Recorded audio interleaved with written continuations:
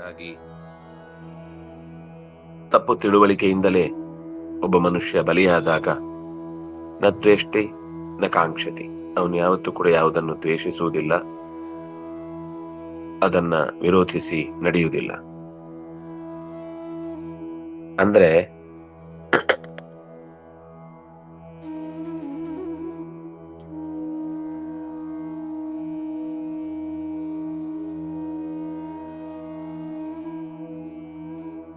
ಏತಾನ್ ಗುಣಾನ್ ತ್ರೀನ್ ಅತೀತ್ಯ ದೇಹಿ ದೇಹ ಸಮುದ್ಭವಾನ್ ಜನ್ಮ ಮೃತ್ಯು ಜರಾ ದುಃಖೈ ವಿಮುಕ್ತೋ ಮೃತಮಶ್ನುತೆ ಅಂತ ಕೃಷ್ಣ ಹೇಳಿದ ಮಾತು.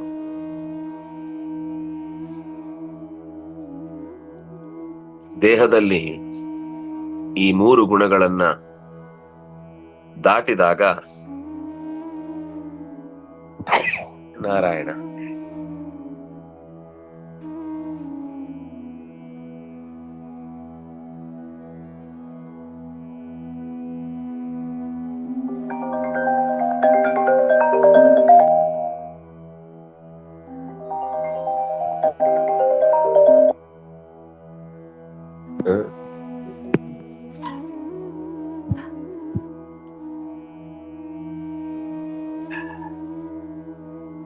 ಮೂರು ಗುಣಗಳ ಪ್ರಭಾವದಿಂದ ಹುಟ್ಟು, ಸಾವು ಅಥವಾ ಮುಪ್ಪು, ದುಃಖ, ಈ ಲೋಕದ ಸೆಳವು ಇತ್ಯಾದಿಗಳ ಸಮಸ್ಯೆಯಿಂದ ಆತ ಪಾರಾಗ್ತಾನೆ. ಅಂದ್ರೆ ಪ್ರತಿಯೊಬ್ಬನಿಗೂ ಕೂಡ ಅವನ ಜೀವನದಲ್ಲಿ ಅವನದ್ದೇ ಆದ ಸಮಸ್ಯೆಗಳು ಬರ್ತಾವೆ ಹೋಗ್ತಾವೆ. ಇದನ್ನ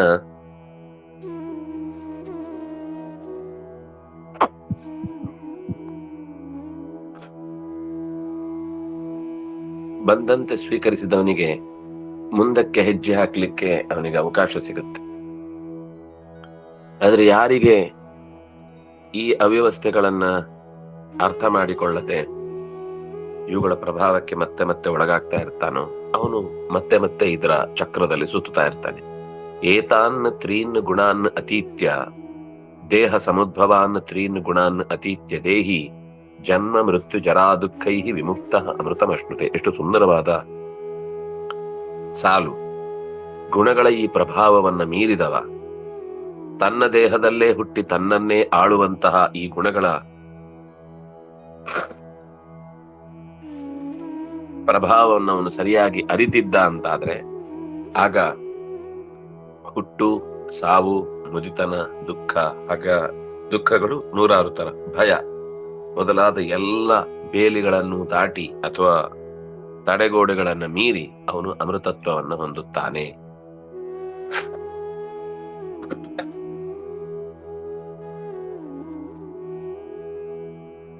ಇದು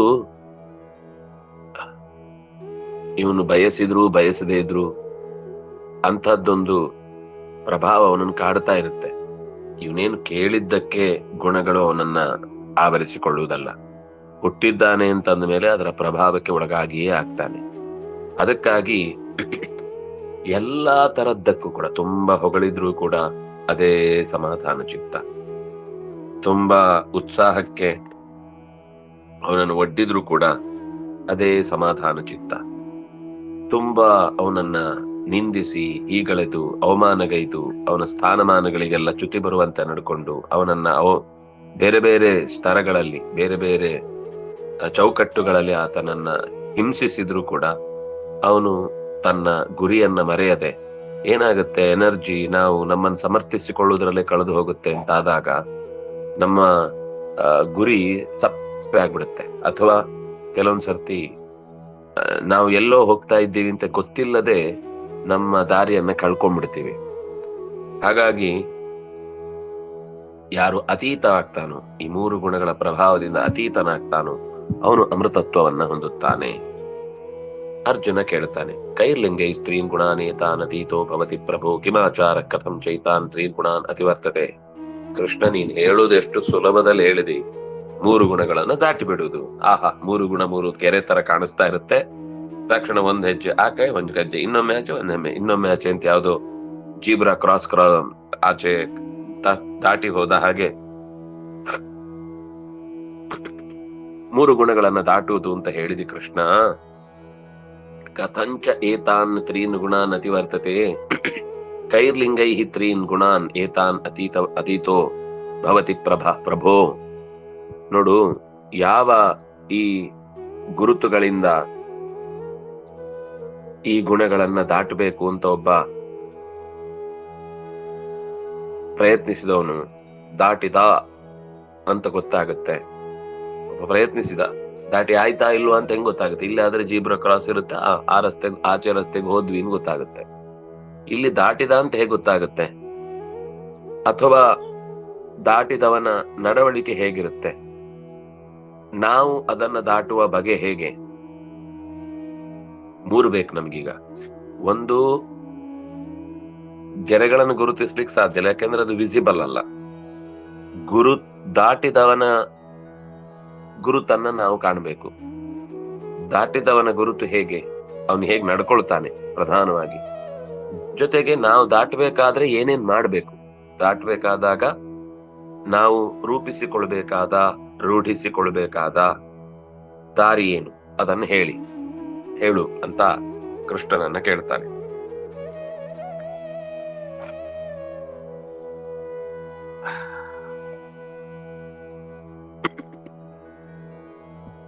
ಪ್ರಕಾಶಂಚ ಪ್ರವೃತ್ತಿಂಚ ಮೋಹಮೇವ ಚ ಪಾಂಡವ ನ ದ್ವೇಷ್ಟಿ ಸಂಪ್ರವೃತ್ತಾನಿ ನ ನಿವೃತ್ತಾನಿ ಕಾಂಕ್ಷತಿ. ಓ ಪಾಂಡವನೇ, ದೇವರು ಹೇಳ್ತಾನೆ,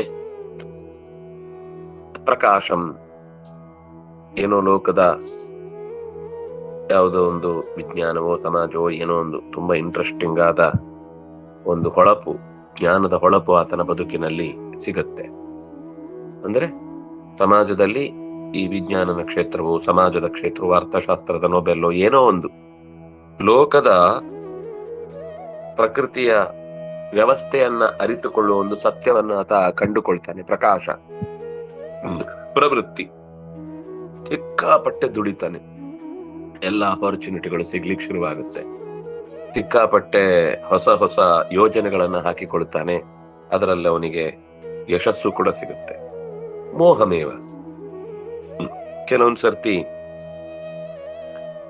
ಅವನೇ, ಇದು ಯಾರು ಒಬ್ಬನಿಗೆ ಈ ಕಡೆಯಿಂದ ಒಂದ್ಸರ್ತಿ ಸಿಕ್ಕಾಪಟ್ಟೆ ಏನೇನೋ ಹೊಳಿಯತ್ತೆ, ಆಮೇಲೆ ಅದರ ಪ್ರಾಜೆಕ್ಟ್ ವರ್ಕ್ ಅಲ್ಲಿ ಕೆಲಸ ಮಾಡ್ತಾನೆ, ಆಮೇಲೆ ಯಾರೋ ಮೋಸ ಮಾಡಿದಾಗ ನಾನು ಮೋಹಕ್ಕೊಳಗಾದೆ ಅಥವಾ ಅವರಿಂದ ಮೋಸಕ್ಕೊಳಗಾದೆ ಅಂತ ಯೋಚಿಸಿ ಒಂಥರ ಎಲ್ಲ ಕೆಲಸಗಳಿಂದ ತಾನೇ ದೂರ ನಿಂತು ಬಿಡಬೇಕಾದ ಪ್ರಸಂಗ ಬರುತ್ತೆ. ಈ ಮೂರೂ ಪ್ರಸಂಗಗಳಲ್ಲಿ ನ ದ್ವೇಷ್ಟಿ ಸಂಪ್ರವೃತ್ತಾನಿ ನ ನಿವೃತ್ತಾನಿ ಕಾಂಕ್ಷತಿ.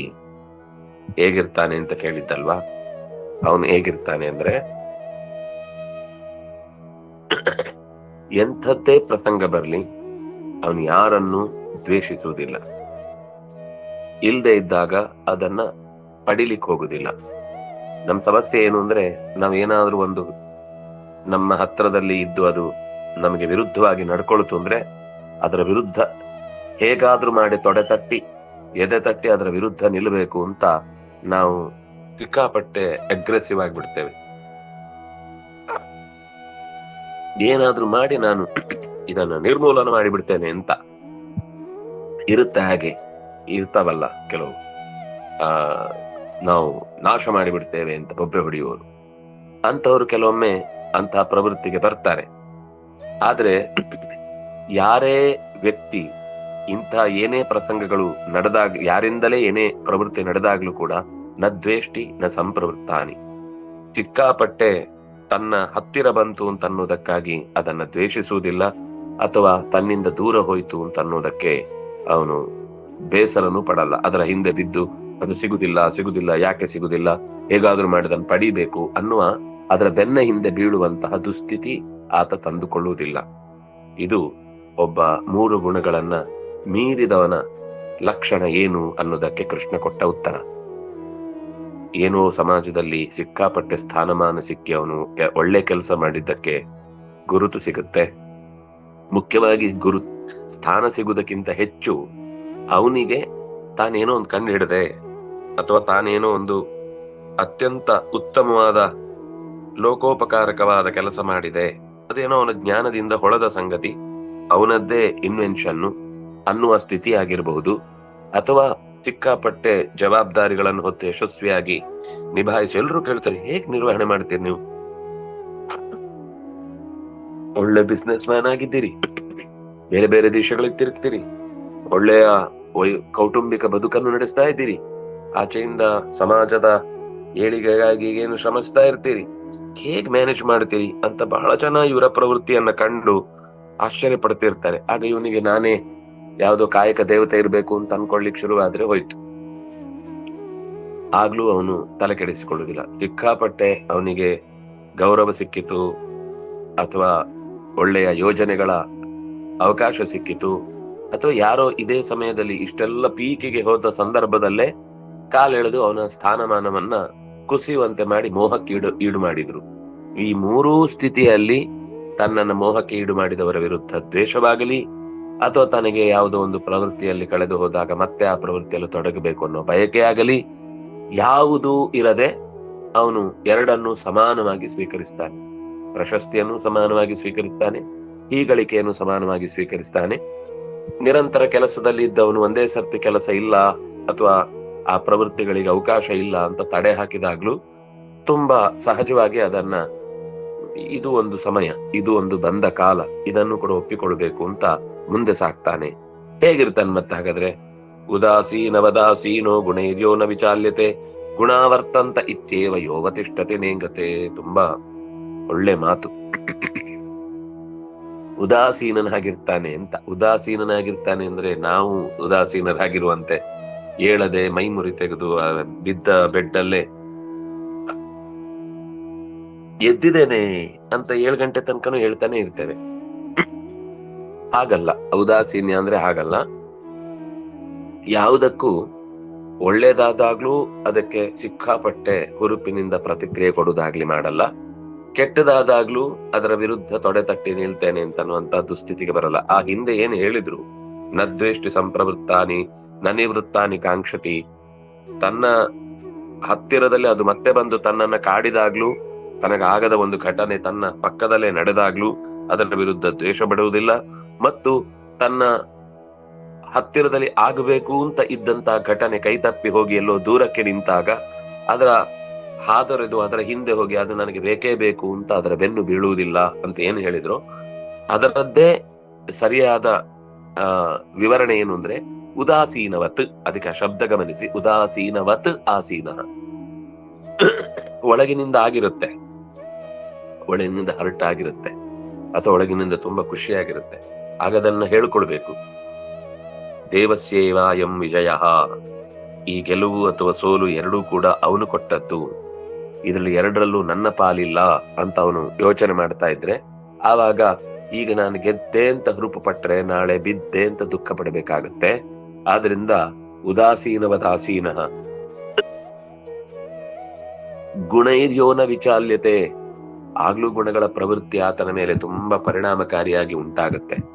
ಅವನ ಮೇಲೆ ಅನೇಕ ತರದ ಮಾತುಗಳು ಬರ್ತಾವೆ. ಅವನನ್ನ ಪಕ್ಕದವರು ಪುಸಲಾಯಿಸ್ತಾರೆ, ಯಾಕೆ ಎಂಜಾಯ್ ಮಾಡು, ಬಾ ಪಾರ್ಟಿಗೆ ಹೋಗೋಣ, ಹಾಗೆ ಹೀಗೆ. ಅದನ್ನೆಲ್ಲ ತೀರಾ ಎಕ್ಸ್ಪ್ರೆಸ್ ಮಾಡ್ಲಿಕ್ಕಿರುವಂತಹ ವಿಧಾನಗಳನ್ನೆಲ್ಲ ಅಕ್ಕಪಕ್ಕದವ್ರು ಹುರಿದುಂಬಿಸ್ತಾರೆ. ಅಥವಾ ಏನೋ ಕಳೆದು ಹೋದಾಗ ಅದಕ್ಕೂ ಅವ್ರ ಎರಡಕ್ಕೂ ಕರೀದು ಒಂದೇ ಜಾಗಕ್ಕೆ, ಖುಷಿ ಪಟ್ರು ಕರೀದು ಅಲ್ಲೇ ಕುಡಿದು ಕುಪ್ಪಳಿಸಿ ಹಾಳಾಗ್ಲಿಕ್ಕೆ, ಬೇಸರ ಆದಾಗ್ಲೂ ಇನ್ನಷ್ಟು ಹಾಳಾಗ್ಲಿಕ್ಕೆ ಬೇಕಿರುವಂತದ್ದನ್ನೇ ತೋರಿಸ್ತಾರೆ.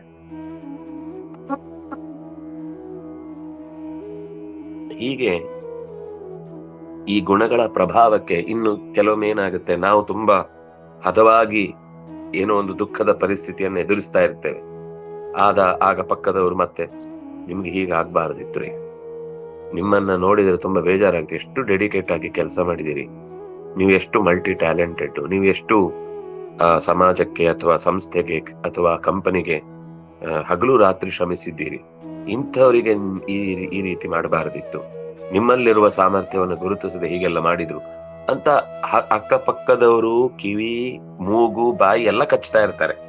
ಏನೇನ್ ರೀತಿಯಲ್ಲಿ ನಮ್ಗೆ ಇದು ಅವ್ರು ಕಚ್ಚುದಲ್ಲ, ನಮ್ಮದೇ ಗುಣಗಳನ್ನ ಪ್ರೊವೋಕ್ ಮಾಡ್ಲಿಕ್ಕೋಸ್ಕರ ಅಕ್ಕಪಕ್ಕದ ಮಾತುಗಳು ಬರ್ತಾ ಇರ್ತವೆ. ಎಷ್ಟು ಕೀಳಾಗಿ ಕೆಲವೊಮ್ಮೆ ಮಾತಾಡ್ತಾರೆ, ಅಥವಾ ಅವರೇ ವ್ಯಕ್ತಿ ನೇರವಾಗಿ ನಮ್ಮ ಮುಂದೆ ನೀನ್ ಏನೂ ಮಾಡ್ಲೇ ಇಲ್ಲ ಸಂಸ್ಥೆಗೆ, ನಿನಗೆ ನಮ್ಮ ಸಂಸ್ಥೆಯ ಬಗ್ಗೆ ಏನೂ ಗೌರವ ಇಲ್ಲ. ಮಣ್ಣು ಹೊತ್ತು ತನ್ನ ಕುಟುಂಬವನ್ನ ಬಿಟ್ಟು ತನ್ನ ವ್ಯಕ್ತಿಗತ ಆಂಬಿಷನ್ ಅನ್ನ ಪಕ್ಕಕ್ಕಿಟ್ಟು ಕೆಲಸ ಮಾಡಿರ್ತಾನೆ. ಆಗ್ಲೂ ಅವನ ಮೇಲೆ ಆರೋಪ, ನೀನ್ ಇದಕ್ಕೋಸ್ಕರ ಏನೂ ಶ್ರಮನೇ ಪಟ್ಟಿಲ್ಲ ಅಂತ ಈ ರೀತಿ ಅವನನ್ನ ಕಾಡ್ಲಿಕ್ಕೆ ಶುರುವಾಗುತ್ತೆ. ಗುಣೈಹಿ, ಗುಣಗಳು ಬಂದು ಆತನನ್ನ ಕಾಡುತ್ತವೆ. ನ ವಿಚಾಲ್ಯತೆ, ಈ ಸ್ಥಿತಿಯಲ್ಲೂ ಕೂಡ ಆತನನ್ನ ಆ ಗುಣಗಳ ಪ್ರಭಾವ ಅನ್ನೋದು ಕಾಡದಂತೆ ನಿಲ್ಲುತ್ತೆ. ಇದು ಈ 3 ಗುಣಗಳನ್ನ ಮೀರಿದವನ ಲಕ್ಷಣ ಹೇಳ್ತಾ ಇರೋದು ಈಗ. ಒಂದು, ಹಿಂದೆ ಹೇಳಿದ ಮಾತುಗಳಂತೆ ಆ ಸ್ಥಿತಿಗಳನ್ನ ನಿಭಾಯಿಸೋದು. ಆ ಸ್ಥಿತಿ ಮುಗಿದು ಬಂದ ಮೇಲೆ ಮತ್ತೆ ಅಕ್ಕಪಕ್ಕದಿಂದ ಒಂದಿಷ್ಟು ಪ್ರೆಷರ್ಗಳು ಬರ್ತಿರ್ತವೆ. ಬೇರೆ ಯಾರು ದೂರದವರಲ್ಲ, ಅಕ್ಕಪಕ್ಕದವರೇ, ಮಕ್ಕಳೇ ಆಗಿರ್ಬೋದು, ಗಂಡನೇ ಆಗಿರ್ಬೋದು, ಹೆಂಡತಿ ಆಗಿರ್ಬೋದು, ಮಿತ್ರರೇ ಆಗಿರ್ಬೋದು, ಯಾರೋ ಬಂದು ಬಗೆ ಬಗೆಯ ರೀತಿಯಲ್ಲಿ ನಮ್ಮನ್ನ ಹೊಗಳುತ್ತಾರೆ ಅಥವಾ ತೆಗಳುತ್ತಾರೆ, ಅಥವಾ ನಮಗಾದ ಪರಿಸ್ಥಿತಿಯ ಬಗ್ಗೆ ಅಯ್ಯೋ ಅಂತ ಇಲ್ಲದ ಮೊಸಳೆ ಕಣ್ಣೀರು ಸುರಿಸ್ತಾರೆ, ಏನೇನೋ ಮಾಡ್ತಿರ್ತಾರೆ. ಗುಣೈಹಿಯೋನ ವಿಚಾಲ್ಯತೆ. ಇಂಥ ಸ್ಥಿತಿಯಲ್ಲೂ ಕೂಡ ಆತ ವಿಚಲಿತನಾಗುವುದಿಲ್ಲ.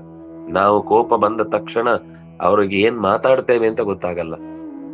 ಅಂದ್ರೆ ನಾವು ಗುಣಗಳ ಪ್ರಭಾವಕ್ಕೆ ಒಳಗಾಗಿದ್ದೇವೆ ಅಂತ ಅರ್ಥ.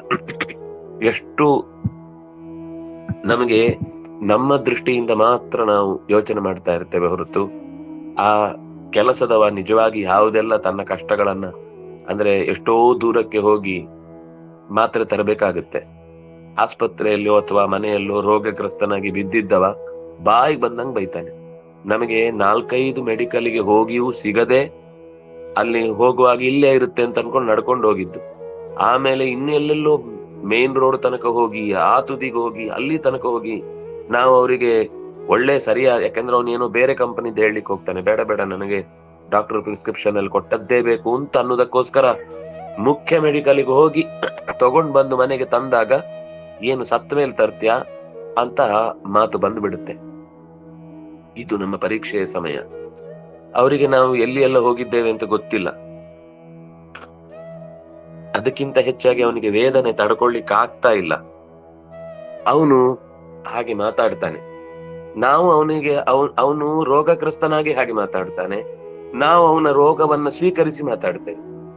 ನಾವು ವಾಪಸ್ ಎಷ್ಟು ದೂರ ಹೋಗಿದ್ದೇನೆ ಗೊತ್ತಾ, ಹಾಗೆ ಮಾಡಿದ್ದೇನೆ, ಹೀಗ್ ಮಾಡಿದ್ದೇನೆ, ನೀವು ಸತ್ತಿದ್ರೆ ಚೆನ್ನಾಗಿರ್ತಿತ್ತು ಅಂತ ಅದಕ್ಕೆ ವಾಪಸ್ ಮಾತಾಡಿಬಿಟ್ರೆ ಮುಗಿದೋಯ್ತು. ಅವನು ಮಾಡ್ದ ಅಂತ. ಅದಕ್ಕೆ ಇಲ್ಲಿ ಹೇಳಿದ ನ ದ್ವೇಷ್ಟಿ ಸಂಪ್ರವೃತ್ತಾನಿ, ತನ್ನ ವಿರುದ್ಧ ಅದು ಸೆಟೆದು ನಿಂತಾಗ್ಲೂ ಕೂಡ ನ ದ್ವೇಷ್ಟಿ ನ ನಿವೃತ್ತಾನಿ ಕಾಂಕ್ಷತಿ, ಅದನ್ನ ವಿರೋಧಿಸಿಯೂ ನಡೆಯುವುದಿಲ್ಲ, ಅದರ ಬೆನ್ನ ಹಿಂದೆಯೂ ಬೀಳುವುದಿಲ್ಲ. ಯಾರಾದ್ರೂ ನನ್ನನ್ನ ಹೇಗಾದ್ರೂ ಮಾಡಿ ನನ್ನನ್ನ ಅವರು ಒಪ್ಕೊಳ್ಬೇಕು, ಸ್ವೀಕರಿಸ್ಬೇಕು, ಅದಕ್ಕೋಸ್ಕರ ನಾನು ಏನು ಎಲ್ಲ ಮಾಡಿದ್ದೇನೆ ಅದೆಲ್ಲ ಅವರಿಗೆ ಗೊತ್ತಾಗಬೇಕು. ನಾವ್ ಎಷ್ಟೋ ಸಲ ಅನ್ಕೊಳ್ಳೋದು ನಾವು ಮಾಡಿದ್ದೆಲ್ಲ ಇನ್ನೊಬ್ರಿಗೆ ಗೊತ್ತಾಗ್ಬೇಕು ಅಂತ. ನ ಕಾಂಕ್ಷತಿ ನ ನಿವೃತ್ತಾನಿ ಕಾಂಕ್ಷತಿ. ನಮ್ಮ ಕಷ್ಟಗಳು, ದುಃಖಗಳು ಎಲ್ಲವನ್ನು ನಾವು 10 ಮುಖಗಳಲ್ಲಿ ಅದನ್ನ, ಅಂದ್ರೆ ಆತ್ಮೀಯರ ಹತ್ರ ಹೇಳೋದು ತಪ್ಪಲ್ಲ, ಪರಿಹಾರ ಆಗತ್ತೆ ಅನ್ನುವಲ್ಲಿ ಹಂಚಿಕೊಳ್ಳೋದು ತಪ್ಪಲ್ಲ. ಎಲ್ಲರ ಹತ್ರ ಹೇಳೋದು ತೀರಾ ಅವ್ರು ಎಲ್ಲಿ ನಾವು ಅದನ್ನ ಬಳಸಿಯೂ ಕೂಡ ಅಥವಾ ಎಲ್ಲಿ ನಾವು ಅದನ್ನ ಎಕ್ಸ್ಪ್ರೆಸ್ ಮಾಡಿಯೂ ಕೂಡ ಅದರ ವಿಷಯದಲ್ಲಿ ನಮ್ಗೆ ಸಮಾಧಾನ ಸಿಗುದಿಲ್ಲ ಅಂತ ಆದಾಗ ಅಲ್ಲಿ ನಾವು ಮತ್ತೆ ಮತ್ತೆ ಅದನ್ನೇ ನನ್ನ ಬಗ್ಗೆ ಅವ್ರಿಗೆ ಗೊತ್ತಾಗ್ಬೇಕು ಅಂತ ಭಾವಿಸಿ ಒದ್ದಾಡುದ್ರಲ್ಲಿ ಅರ್ಥ ಇಲ್ಲ. ಯಾಕಂದ್ರೆ ನಾವು ಅದನ್ನ ಹೇಳಿದಷ್ಟು ನಮ್ಮ ಬಾಯಿ ಒಣಗುತ್ತೆ ಬಿಟ್ರೆ ಅವರ ಕಿವಿ ಹಸಿ ಆಗುದಿಲ್ಲ. ಆದ್ರಿಂದ ಸುಖ ದುಃಖ ಅನ್ನುವಂಥದ್ದು ಗುಣ ವರ್ತಂತ ಇತ್ಯೇವ ಯೋವತಿಷ್ಠತೆ ನೇಂಗತೆ. ಎಷ್ಟು ಚೆನ್ನಾಗಿದೆ. ಗುಣಾಹ ವರ್ತಂತೆ ಏವ. ಈ ರೀತಿ ಬೈಗುಳ, ಹೊಗಳಿಕೆ, ಚುಚ್ಚು ಮಾತು, ಎಷ್ಟು ಸಾಧ್ಯವೋ ಅಷ್ಟು ಅವರನ್ನ ಕೆಣಕಿ ಕೆದಕಿ ಅವರಿಂದ ತನಗೆ ಬೇಕಾದಂತಹ ಈ ಪತ್ರಕರ್ತರು ಚುಚ್ಚಿ ಮಾತಾಡ್ತಿರ್ತಾರೆ. ನಮ್ಮ ಸ್ವಾಮಿಗಳನ್ನಂತೂ ಎಷ್ಟು ಸರ್ತಿ ನಾವು ನೋಡ್ತಿದ್ವಿ. ಅವರಿಂದ ಏನಾದ್ರೂ ಎಡವಟ್ಟು ಮಾತುಗಳನ್ನ ಹೇಳಿಸಿ ಅದನ್ನ ಪ್ರಕಟ ಮಾಡ್ಬೇಕು ಅಂತ ಒಂದೇ ಪ್ರಶ್ನೆಯನ್ನ 100 ಬಾರಿ ಕೇಳ್ತಾರೆ. ಆವಾಗ ಏನಾಗುತ್ತೆ ಅಂದ್ರೆ ತಾಳ್ಮೆ ತಪ್ಪಿ ಒಮ್ಮೆ ಹೇಳಿದ್ದಲ್ವಾ ಅಂತ ಅದ್ರ ಕೋಪ ಬಂದೇ ಬರುತ್ತೆ. ಬಹಳ ಜಾಗ್ರತೆ. ಇದು ಗುಣಾಹ ವರ್ತಂತೆ ಏವ. ಇವುಗಳು, ಇಂಥ ಮಾತುಗಳು, ಇಂಥ ವರ್ತನೆಗಳು, ಇಂಥ ಮುಖ ಸಿಂಡರಿಸುವಂತಹ ಈ ಚಟುವಟಿಕೆಗಳು ಅಥವಾ ನಮ್ಮ ವಿರುದ್ಧದ ಊಟಗಳು, ಸಂಚುಗಳು, ಕೊಂಚು ಹಾಕಿ ಮಾಡುವಂತಹ ಅನೇಕ ತರದ, ಅದು ಇಂಚಿಂಚು ಗೊತ್ತಾಗ್ತಾ ಇರುತ್ತೆ ನಮಗೆ ಅವ್ರು ಏನ್ ಮಾಡ್ತಿದ್ದಾರೆ ನಮ್ಮ ವಿರುದ್ಧ ಅಂತ. ಯಾವುದಕ್ಕೂ ಇದೆಲ್ಲ ಇರುವಂತದ್ದೇ. ಸೇಫ್ಟಿ ಮಾಡ್ಕೊಳ್ಳೋದು ತಪ್ಪಲ್ಲ. ನಮ್ಮ ರಕ್ಷಣೆಯನ್ನ ಇದು ಸಮಾಧಾನದಿಂದ ಮಾಡ್ಬೇಕಾದ್ದು. ಸೇಫ್ಟಿ ಮಾಡ್ತೇನೆ ಅಂತ ವಾಪಸ್ ಬೈದು ಬಿಟ್ಟಿರೋದು ಸೇಫ್ಟಿ ಅಲ್ಲ. ನಮ್ಮ ರಕ್ಷಣೆಯನ್ನು ನಾವು ಮಾಡಿಕೊಂಡು ವ್ಯವಸ್ಥೆಯಲ್ಲಿ ಯಾರು ಅವತಿಷ್ಠತಿ. ಅವತಿಷ್ಠತಿ ಅಂದ್ರೆ ತನ್ನ ದೃಢವಾದ ಸಂಕಲ್ಪದಲ್ಲಿ ಆ ಕೆಲಸದಲ್ಲಿ ಗಟ್ಟಿಯಾಗಿ ನಿಲ್ತಾನೆ. ನ ಇಂಗತೆ, ಅಲ್ಲಾಡುವುದಿಲ್ಲ. ಅವನು ಈ ಗುಣಗಳು ಇದ್ದೇ ಇರ್ತವೆ ಅಂತ ತೆಪ್ಪಗೆ ಇರ್ತಾನೆ ಹೊರತು ಅವುಗಳ ತಾಳಕ್ಕೆ ತಕ್ಕಂತೆ ತಾನು ಕುಣಿಯುವುದಿಲ್ಲ. ಅವುಗಳ ಈ ಕೆಲವರು ಬೇಕು ಅಂತಾನೆ ಅವರನ್ನ ನೋಡಿ ಮಾತಾಡ್ದಂಗ್ ಮಾಡುದು. ಅವನಿಗೆ ಟೆನ್ಷನ್ ಶುರುವಾಗುತ್ತೆ. ನನ್ನನ್ನು ನೋಡಿ ಏನೋ ಮಾತಾಡ್ತಿದ್ದಾರೆ, ನನ್ನ ಬಗ್ಗೆನೆ ಮಾತಾಡ್ತಿದ್ದಾರೆ ಅಂತ ಅಷ್ಟೇ. ಕೆಲವರಿಗೆ ಇದೊಂದು ಚಟ, ಅವ್ರಿಗೆ ಭಾರಿ ಸೂಕ್ಷ್ಮ ಗೊತ್ತಿರುತ್ತೆ ಇನ್ನೊಬ್ಬರನ್ನ ಹೇಗೆ ತಮ್ಮ ಕಡೆಗೆ ಸೆಳಿಬೇಕು ಅಂತ. ಅದಕ್ಕೆ ಬೇರೆ ಬೇರೆ ರೀತಿಯಿಂದ ಆಕ್ಷನ್ ಮಾಡ್ತಾರೆ, ಅಥವಾ ಏನೋ ಒಂದು ಅರ್ಧ ಮಾತು ಹೇಳಿ ಹೊರಟೋಗ್ತಾರೆ, ಅಥವಾ ಬೇಕು ಅಂತ ಅವ್ರಿಗೆ ಏನ್ ಬೇಕೋ ಅದನ್ನೊಂದು ಬಿಟ್ಟು ಎಲ್ಲ ಹೇಳ್ತಿರ್ತಾರೆ. ಅವ್ರು ಅದಕ್ಕೋಸ್ಕರ ಕಾಯ್ತಿರ್ತಾರೆ. ಈ ಧಾರಾವಾಹಿಗಳಲ್ಲಿ ಅಥವಾ ಜಾಹೀರಾತುಗಳಲ್ಲಿ ಜನರನ್ನ ಸೆಳೆದಿಡ್ಲಿಕ್ಕೋಸ್ಕರ ಈ ರೀಲ್ಸ್ ಗಳು ಕೆಲವೊಮ್ಮೆ ಬರ್ತಾ ಇರುತ್ತೆ. ಅದು ಮೇಲಿನಿಂದ ಬೀಳ್ತಾ ಇರುತ್ತೆ, ಬೀಳ್ತಾ ಇರುತ್ತೆ, ಬೀಳ್ತಾ ಇರುತ್ತೆ, ಬೀಳ್ತಾ ಇರುತ್ತೆ. ಬೀಳುದಕ್ಕಿನ ಅರ್ಧ ಗಂಟೆ ತಗೊಳ್ಳುದು. ಯಾಕಂದ್ರೆ ಅವ್ನು ಬಿದ್ದ ಮೇಲೆ ನೋಡಲ್ಲ ಅದನ್ನು. ಮನುಷ್ಯ ಎಷ್ಟು ದುರವಸ್ಥೆ ಅಂದ್ರೆ, ಏನೋ ಒಂದು ಆಕ್ಸಿಡೆಂಟ್ ಇದ್ದು ಹೀಗೂ ಒಂದು ಆಕ್ಸಿಡೆಂಟು ಅನ್ನೋ ತರದ್ದೇನೋ ಒಂದು ಇರುತ್ತೆ. ಇವನು ಬಹಳ ಇಂಟ್ರೆಸ್ಟ್ ಇಂದ ನೋಡ್ತಿರ್ತಾನೆ. ಆಕ್ಸಿಡೆಂಟು ಏನು ಆಗದೆ ಹಾಗೆ ಮುಗಿದೋಗುತ್ತೆ. ಅಯ್ಯ, ಆಕ್ಸಿಡೆಂಟೇ ಆಗ್ಲಿಲ್ವಾ, ಇದೆಂತ ರೀಲ್ಸು ಅಂದ್ರೆ ಎಷ್ಟು ಮಾನಸಿಕವಾಗಿ ಕ್ರೂರಿ ಆಗ್ಬಿಟ್ಟಿದ್ದಾನೆ ಅಂದ್ರೆ ಆಕ್ಸಿಡೆಂಟ್ ಆಗುದನ್ನೇ ನೋಡ್ಬೇಕು ಅಂತ ಕಾಯ್ತಿರ್ತಾನೆ. ಅಂದ್ರೆ ಇದು ಒಂದು ಸುಮ್ನೆ ನಾನು ಉದಾಹರಣೆ ಹೇಳಿದ್ದು. ಹಾಗೆ ಮನುಷ್ಯನ ಒಳಗಿನ ಭಾವುಕತೆಯನ್ನ ಎಕ್ಸ್ಪ್ಲಾಯ್ಟ್ ಮಾಡುವುದಕ್ಕೆ ಬೇಕಿರುವಂತ ನೂರಾರು ಗುಣಗಳ ಪ್ರಭಾವಗಳು, ಅದು ಜಾಹೀರಾತಿನ ಮೂಲಕ ಇರಬಹುದು, ಧಾರಾವಾಹಿ ಮೂಲಕ ಇರಬಹುದು, ಸಿನಿಮಾಗಳ ಮೂಲಕ ಇರಬಹುದು, ವೆಬ್ ಸಿರೀಸ್ ಗಳ ಮೂಲಕ ಇರಬಹುದು, ಪತ್ರಿಕೆಗಳ ಮೂಲಕ ಇರಬಹುದು, ಪೇಪರ್ಗಳ ಮೂಲಕ ಇರಬಹುದು, ಕಾದಂಬರಿಗಳ ಮೂಲಕ ಇರಬಹುದು, ಅಥವಾ ಏನೇನೇನೇನೇನೋ ರೀತಿಯಲ್ಲಿ ನಮ್ಮ ಸುತ್ತ ಗುಣಗಳು ತಮ್ಮ ಆಟವನ್ನ ಪ್ರದರ್ಶನ ಮಾಡ್ತಾ ಇರ್ತಾರೆ. ಯಾವುದಕ್ಕೂ ಕೂಡ ಆತ ಅಲ್ಲಾಡದೆ ಸ್ಥಿರವಾಗಿ ಯೋಗೀವ ನಾರಾಯಣ ಮಾಸುಸಾದ ಅಂತ ಭೀಮಸೇನ ತಮ್ಮ ಅಣ್ಣ ತಾಯಿ ಎಲ್ಲರನ್ನ ಹೊತ್ತುಕೊಂಡು ದೃಢವಾಗಿ, ಅಷ್ಟು ಜನರು ವಿಷಯ ಪದಾರ್ಥಗಳ ರೂಪದಲ್ಲಿ 5 ಇಂದ್ರಿಯಗಳಿಂದ, ಎಲ್ಲಾ ಇಂದ್ರಿಯಗಳಿಂದಲೂ ಕೂಡ ಅವನನ್ನ ಬಗ್ಗಿಸ್ಬೇಕು ಅಂತ ಪ್ರಯತ್ನಿಸ್ತಾ ಇದ್ರು. ಅವನು ಮಾತ್ರ ದೃಢವಾಗಿ ಹೋಗ್ತಾ ಇದ್ದ ಅಂತ ನಾರಾಯಣ ಪಂಡಿತಾಚಾರ್ಯರು, ಒಬ್ಬ ಸಾಧಕನಾದವನು 5 ಇಂದ್ರಿಯಗಳಿಂದ ದಾಳಿಗೊಳಗಾದಾಗ್ಲೂ ಕೂಡ ಒಬ್ಬ ಯೋಗಿ ನಾರಾಯಣನನ್ನ ದಾರಿಯಲ್ಲಿ ಸೇರ್ಬೇಕಾದಾಗ ಹೇಗಿರ್ಬೇಕು ಹಾಗೆ ಭೀಮಸೇನ ಇದ್ದ. ಇದು ಯೋಗಿಯ ದಾರಿ ಹೀಗಿರುತ್ತೆ. ಇಂದ್ರಿಯಗಳಿಂದ ಎಷ್ಟು ಗುಣಗಳ ಪ್ರಭಾವವನ್ನು ಒಳಗೆ ತಂದು ಸುರಿದು ಹಾಕಿದ್ರು ಕೂಡ ಅದನ್ನ ಕಸದ ರೂಪದಲ್ಲಿ ಹಾಗೆ ಎತ್ತಿ ಹೊರಗೆ ಹಾಕುವಂತ ಕೆಲಸವನ್ನ ಮಾಡಬೇಕಾದದ್ದು ಅತ್ಯಂತ ಮುಖ್ಯ ಅನ್ನೋದನ್ನ ಈ 2 ಪದ್ಯಗಳಲ್ಲಿ ನಾವು ನೋಡುವುದಕ್ಕೆ ಸಾಧ್ಯ ಆಯಿತು. ಇನ್ನು ಆಚಾರ್ಯರ ಮಾತೇನಿದೆ ಇದಕ್ಕೆ ಸಂಬಂಧಪಟ್ಟಂತೆ ಅದನ್ನ ನಾವು ನಾಳೆಯ ಚಿಂತನೆಯಲ್ಲಿ ಅನುಸಂಧಾನ ಮಾಡೋಣ ಅಂತ ಹೇಳ್ತಾ, ಕಾಯೇನ ವಾಚಾ ಮನಸೇಂದ್ರಿಯೈರ್ವಾ ಬುದ್ಧ್ಯಾತ್ಮನಾ ವಾ ಅನುಸೃತ ಸ್ವಭಾವ ಕರೋಮಿ ಯದ್ಯತ್ ಸಕಲಂ ಪರಸ್ಮೈ ನಾರಾಯಣಾಯೇತಿ ಸಮರ್ಪಯಾಮಿ. ಶ್ರೀಕೃಷ್ಣಾರ್ಪಣಮಸ್ತು.